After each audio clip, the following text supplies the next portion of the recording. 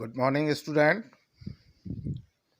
आज हम पढ़ रहे हैं क्लास 12th बिजनेस इकोनॉमिक्स के अंदर यूनिट सेकंड का टॉपिक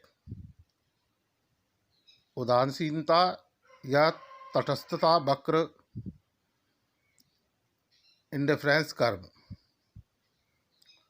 तो सबसे पहले हम स्टार्ट करते हैं तटस्थता या उदासीनता वक्र की कुछ बेसिक नॉलेज, जिसमें से आपके बोर्ड परीक्षा के ऑब्जेक्टिव टाइप क्वेश्चन बन सकते हैं, पूछे जा सकते हैं। उसके बाद हम पढ़ेंगे तटस्थता या उदासीनता वक्र या इंडिफरेंस कर्व का मीनिंग, उसका तालिका द्वारा स्पष्टीकरण और चित्र द्वारा स्पष्टीकरण।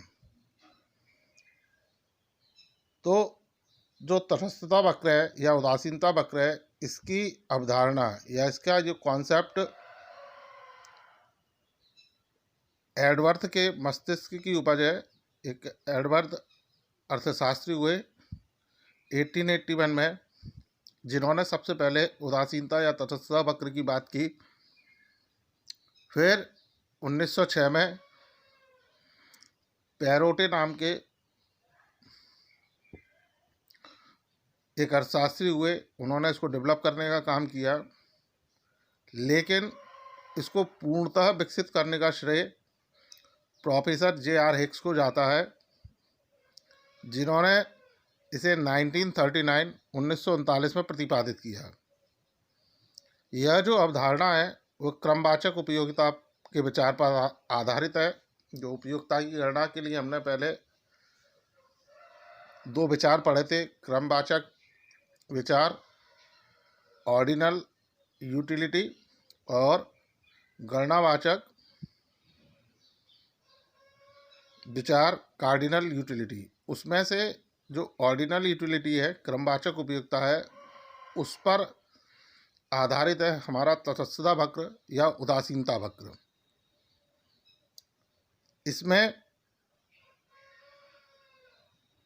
उपभोक्ता अपने अधिमान के अनुसार वस्तु एवं सेवा के विविध संयोगों का क्रमांकन करता है, यानी उसमें वो प्रेफरेंसेस देता है।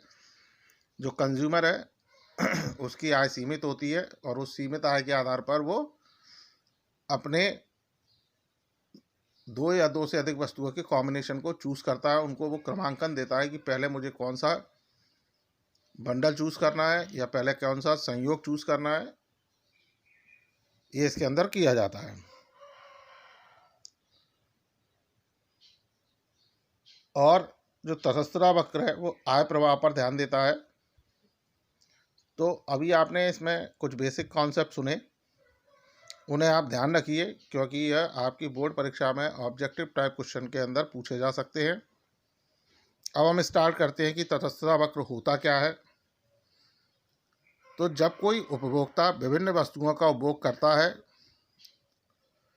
तो कुछ संयोग कॉम्बिनेशन उसके पास उपलब्ध रहते हैं। ऐसे संयोगों को रेखा चित्र के रूप में प्रस्तुत करना, यानी उसको डायग्राम के रूप में, फॉर्म के रूप में प्रस्तुत करना ही उदासीनता वक्र कहलाता है। अगर हम इन शॉर्ट में बात करें तो तटस्थता वक्र का आशय दो वस्तुओं के संयोगों या बंडलों का रेखा चित्र के रूप में जो प्रेजेंटेशन है, प्रदर्शन है, वो तटस्थता वक्र कहलाता है। और ऐसे संयोगों के बीच उपभोक्ता तटस्थ रहता है, मतलब एक स्थिर स्थिति में रहता है। जो तटस्थता वक्र बिंदुओं का एक पथ है जो दो वस्तुओं के ऐसे संयोगों को दर्शाता है जिनमें उपभोक्ता एक समान संतुष्टि प्राप्त करे। यानी जो उपभोक्ता है उसकी आय सीमित है, तो ऐसी सीमित आय के अंदर वह अपनी आवश्यकता की दो वस्तुओं के इस तरीके से कॉम्बिनेशन बनाता है, इस तरीके के संयोग बनाता है, जिससे उसे किसी भी एक संयोग का चुनाव करने पर एक सी संतुष्टि प्राप्त हो। जैसे तालिका के द्वारा हम समझते हैं कि इसमें आपके सामने तालिका में आपको शो हो रहा है, दिख रहा है कि एक व्यक्ति सेब और आम दोनों चीज़ों का उपयोग करना चाहता है और साथ में वो ये भी चाहता है कि उसे समान संतुष्टि प्राप्त हो, यानी दोनों ही फल इस तरीके से खरीदना चाहता है या उनका उपभोग इस तरीके से करना चाहता है कि हर हाल में उसे समान संतुष्टि हो। तो जैसे इसमें आप देख पा रहे हैं कि हमने इसमें 5 सहयोग दिए PQRST, जिसमें अगर 1 सेब और 15 आम खरीदता है तो उसे संतुष्टि प्राप्त होती है। अगर वो उसको बदलकर 2 सेब और 10 आम खरीद लेता है तो भी उसे पहले के बराबर ही संतुष्टि प्राप्त होगी। 8 सहयोग में 3 सेब और 6 आम अगर वो खरीदता है तो भी उसे पहले जितनी ही संतुष्टि प्राप्त होगी। यदि वो 4 सेब और 3 आम खरीदता है तो भी उसे पहले जितनी संतुष्टि प्राप्त होगी, और 5 सेब और 1 आम खरीदता है तो भी उसे बराबर संतुष्टि, यानी हर स्थिति में वो किसी भी एक कॉम्बिनेशन को अगर चुनता है तो वो पूरी तरह से सेटिस्फाइड होता है, संतुष्ट होता है।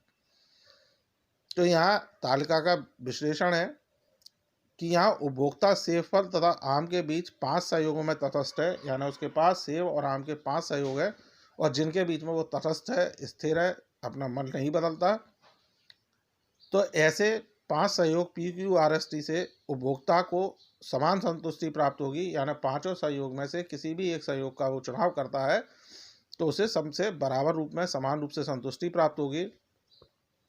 अतः उपभोक्ता अब इसमें से किसी भी एक संयोग का चयन कर सकता है। इसी को जब हम तालिका चित्र के द्वारा समझने का प्रयास करें तो हमने जो OX रेखा है, यानी नीचे वाली जो रेखा है, उस पर हमने सेब की मात्रा ली, और जो OY रेखा है उस पर हमने आम की मात्रा ली। तो हमने तालिका में देखा था कि 1 सेब और 15 आम, तो हमने सेब पर 1 पर बिंदु लगाया और 15 आम, तो हमने उसको जोड़ दिया, यानी वहाँ 15 आम और 1 सेब, उससे हमें समान संतुष्टि मिल रही है। दूसरे से समान संतुष्टि मिल रही है, तीसरे से समान संतुष्टि मिल रही है, चौथे से समान मिल रही है, 5 से समान मिल रही है। तो इस तरीके से हमने 5 चित्र के अनुसार 5 बिंदु लगा लिए और उन 5 बिंदु को एक लाइन से हमने जोड़ दिया।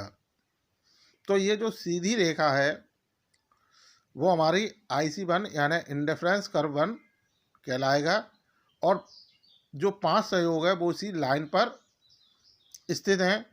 ऐसी स्थिति में यदि उपभोक्ता इन 5 सहयोग में से किसी भी एक संयोग का चयन करता है तो उसे उस एक संयोग से समान संतुष्टि प्राप्त होगी, यानी वो इन 5 में से यदि कोई भी एक संयोग का चुनाव कर ले तो वह अपने संतुष्टि के पूर्ण स्तर पर होगा। यहाँ IC1 तटस्थता वक्र का प्रतिनिधित्व करती है, यानी जो IC1 रेखा है हमारी, जो ऊपर से नीचे की ओर 5 बिंदुओं को जोड़ती हुई आई है, तो वो ये बताती है कि ऐसी स्थिति में जो उपभोक्ता है इन 5 संयोग से किसी भी एक संयोग का प्रयोग करता है तो उसे समान संतुष्टि प्राप्त होगी ही। तो स्टूडेंट,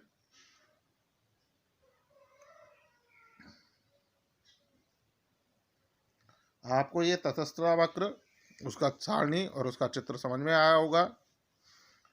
उसकी जो बेसिक कॉन्सेप्ट थे वो आपको समझ में आए होंगे। इनसे संबंधित यदि आपके कोई प्रश्न है, कोई क्वेरीज हैं, तो आप मुझसे पूछ सकते हैं। कमेंट सेक्शन में जाके कमेंट कर सकते हैं। So student, thank you.